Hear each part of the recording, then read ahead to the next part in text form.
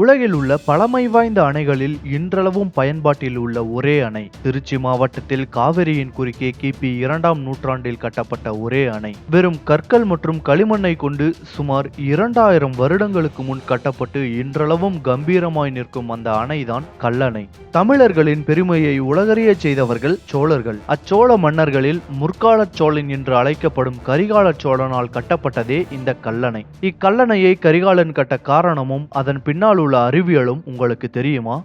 சுமார் 2000 ஆண்டுகளுக்கு முன் தமிழகத்தை ஆண்ட கரிகால சோழன் காவிரியில் மழைக்காலங்களில் அடிக்கடி பெருவெள்ளம் வந்து மக்கள் துயரப்படுவதையும் கோடை காலங்களில் காவிரியில் நீர் இல்லாமல் மக்கள் வாடுவதையும் பார்த்து கவலைப்பட்டான். அதை தடுக்க காவிரியின் குறுக்கே பெரிய அணையை கட்ட முடிவெடுத்தான் கரிகால சோழன். ஆனால் ஒரு நொடிக்கு 2 லட்சம் கன அடி நீர் பாயும் காவிரியின் குறுக்கே அணை கட்டுவது என்பது எந்த தொழில்நுட்பமும் இல்லாத அந்த காலகட்டத்தில் சாதாரண விஷயம் அல்ல.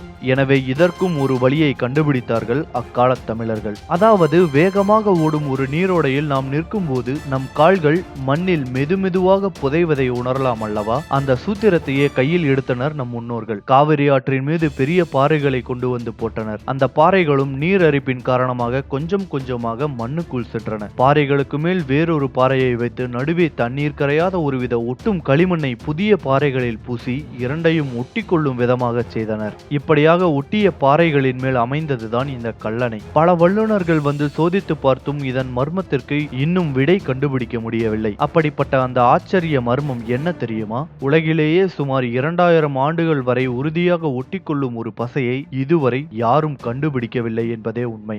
சிமெண்டால் கட்டப்படும் பாலங்கள் கூட அதிகபட்சம் 500 ஆண்டுகளில் பலமிழந்து விடுவதாகவும் 2000 ஆண்டுகள் நெருங்கியும் இன்னும் பலமுடன் காணப்படும் கல்லணையின் தொழில்நுட்பம் என்னவாக இருக்கும் என்று பிரமித்துள்ளனர். வெள்ளத்தாலும் வறட்சியாலும் தஞ்சை மாவட்டம் வளமை குன்றிய போது 1839 காவிரி பாசன பகுதியின் தனி பொறுப்பாளராக ஆங்கிலேய அரசால் சர் ஆர்தர் காட்டன் என்ற ஆங்கிலேயர் நியமிக்கப்பட்டார். இந்திய நீர்ப்பாசனத்தின் தந்தை என அறியப்படும் இவர் கல்லணையில் பல ஆண்டுகள் ஆராய்ந்ததுடன் கல்லணையின் அடிப்பாகங்களை சீரமைத்தும் வந்தார். அப்போது கல்லணைக்கு அமைக்கப்பட்ட அடித்தளத்தை பார்த்து வியந்த அவர் பழந்தமிழரின் அணை கட்டும் திறனையும் பாசன மேலாண்மையும் உலகுக்கு எடுத்து கூறினார். கல்லணைக்கு கிராண்ட் அணைக்கட் என்ற பெயரை சூட்டியதும் இவரே.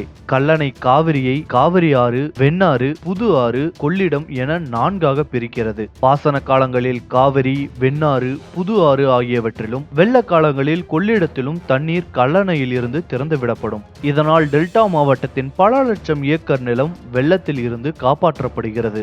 இவ்வளவு சிறப்புக்குரிய இந்த பழமையான அணையை கட்டிய கரிகால சோழனை கௌரவிக்க அவ்விடத்திலே அமைக்கப்பட்ட மணிமண்டபத்தால் சோழர் மண்ணிற்கே கூடுதல் பெருமை. இம்மணி மண்டபத்தில் கரிகால சோழன் யானை மீது அமர்ந்த கோலம் பல நூற்றாண்டுகள் கடந்தும் உறுதியோடு நிற்கும் கல்லணையின் பெருமையையும் தமிழரின் கட்டுமான திறனையும் இவ்வுலகிற்கு கம்பீரமாக பறைசாற்றிக் கொண்டிருக்கிறது. இந்த வீடியோ உங்களுக்கு பிடிச்சிருந்தா லைக், கமெண்ட் அண்ட் ஷேர் பண்ணுங்க. மறக்காம கோலிவுட் டாக் சேனலுக்கு சப்ஸ்கிரைப் பண்ணுங்க.